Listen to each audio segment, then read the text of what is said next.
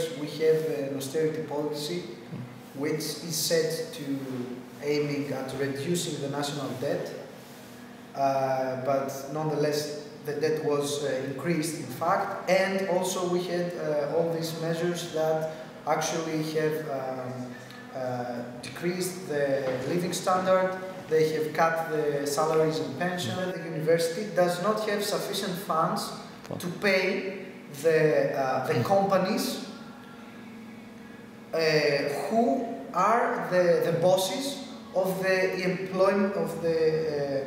Therefore, they stop working because they're not paid, and they demand that their salaries be paid, that their work status, their labor status is changed, because now their boss is not the university, is the companies. And if it were to be the university directly, then they would have better working conditions and also better salaries, and also the university will save money. Today and tomorrow, the whole university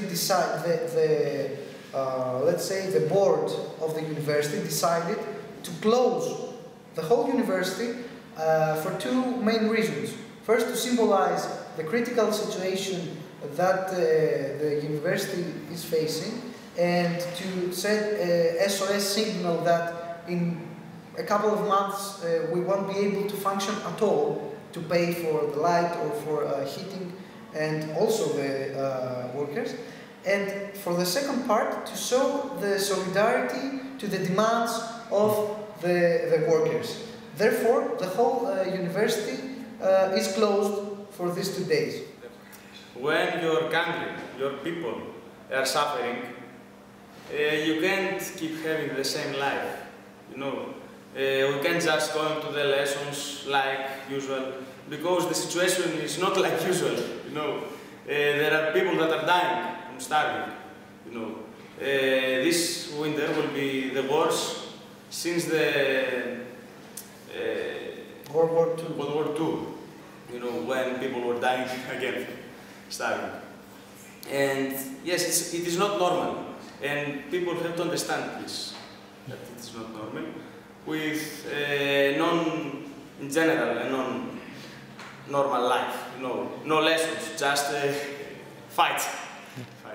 First of all, I believe that we have to look to the history, you know, because the history comes again and again, the same facts, you know. We now are like the 30s, when economical crisis led to the fascism. You know, here we have Χρυσή Αυγή, a right-wing party with 8% in the last elections. That is tragic, you know. They are killing people in Athens. And the history is the same, I think.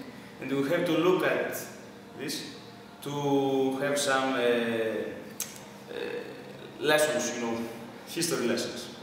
The debt in Greece is created from the corruption of the governments that were giving the money to them, to the rich people, you know, Bobolas and other big rich people.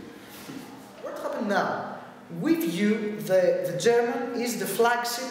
The Germans are the flagship of austerity. They are the main players of this game. They and the people feel that they are jeopardizing, they are endangering our national sovereignty and our pride, our very existence, with leading the people to this abyss.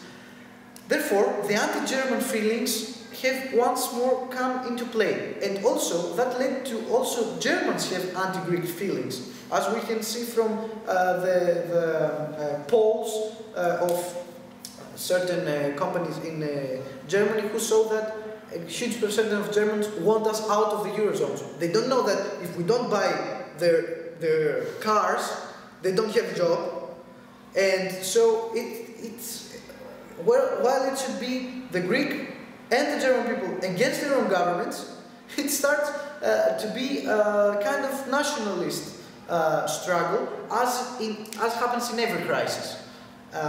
So The paradox, as you said, is that now the people that have no job here, no future here, want to migrate. So where do we go? We go somewhere where there are jobs, there are salaries, there is living standard.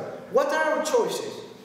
United States, too far for most of us. We will come back never. Also expensive to get there. France, yeah, not so much better as we. European South, Australia. no case. Australia, but that's also too far. What are our choices? Germany.